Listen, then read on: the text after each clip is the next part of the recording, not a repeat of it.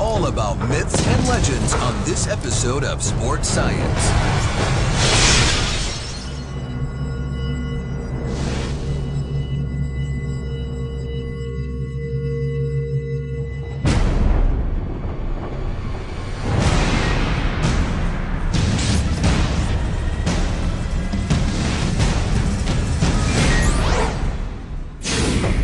Some people think that hitting a baseball is the hardest thing to do in sports. Is that true? We found someone who wants to put that myth to the test. Meet Jennie Finch.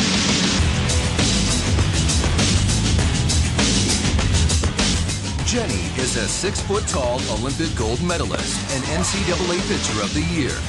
She believes that hitting a softball is harder than hitting a baseball and is here in our lab to prove it.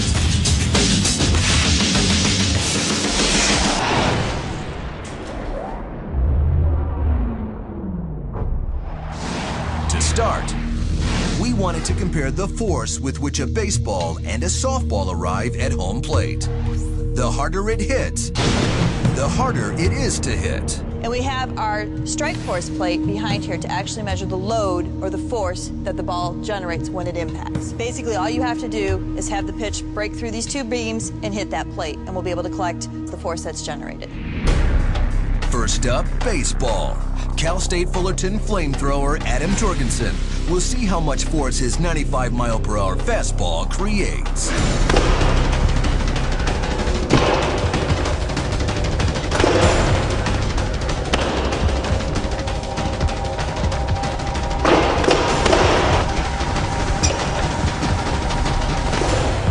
The 95-mile-per-hour fastball generates 2,411 pounds of force when it hits the strike force plate. Now, let's see if this softball generates more or less force than the baseball.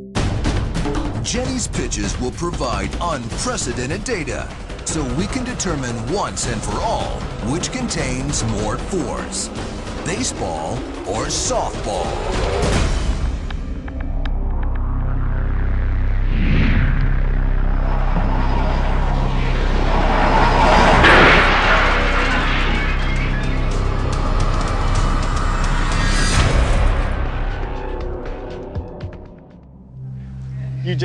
You just broke it. Look. Coming in, they told me that I was gonna throw against some scientific gear, and my goal was to come in here and break it. And that's what we did. Jorgensen's missiles generated an impressive 2,411 pounds of force. Jennie's first pitch broke the machine. We're going to give round one to Jennie. With her high-tech equipment smashed to bits, we decided to test baseball versus softball by bringing in a live research subject, Arizona Diamondbacks prospect, Brian Byrne. Brian hit .310 last season in the minor leagues. First, he's going to face our baseball flamethrower. Brian has no problem hitting 95 miles per hour baseball pitches. He's a pro.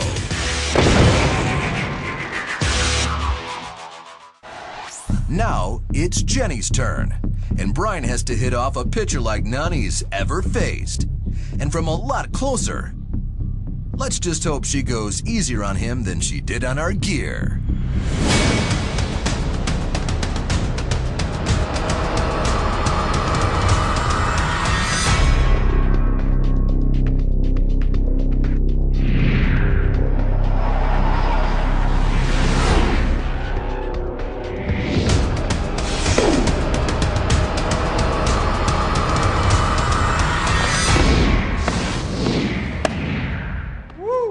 Brian's struggles are no surprise. A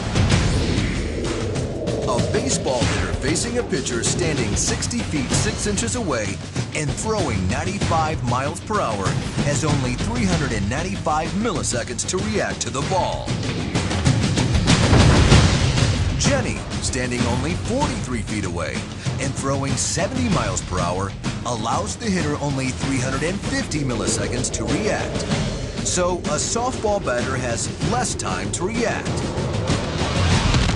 And that's not the only disadvantage. We did a lot of studies on what makes it difficult to hit a pitcher, and one of the things that makes it difficult is the visual. Baseball hitters typically are used to seeing a pitch come from a certain area, so unless they've seen a lot of pitchers that come from down under, they're going to have a difficult time with that. Our Vicon House of Moves motion capture technology allows us to break down the pitching motion of Jennie Finch in order to illustrate exactly why it's more difficult to hit a softball than a baseball.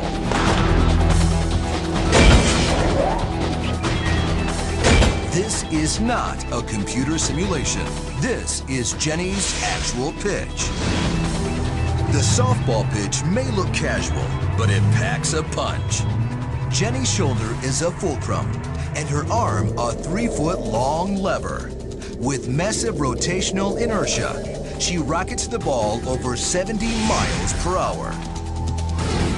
The baseball's falling high to low path makes a last instant swing adjustment easier. Because of gravity, a batter can quickly drop his hands and hit a descending ball. For softball, the low to high trajectory makes adjustment difficult. It's much harder for a batter to raise his hands than it is to drop them, making a rising softball pitch a unique challenge.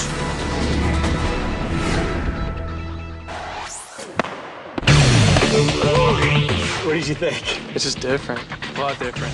It was tough. It was tough.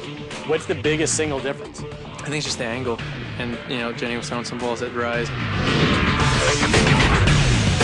So the myth that hitting a baseball is the hardest thing to do in all of sports? Shattered. Oh. Coming up, Good morning. heavyweight fighter Chris Bird returns with a smile on his face. And the results of the sex test. And we'll put the screen to the test when we return on Sports Science. Man.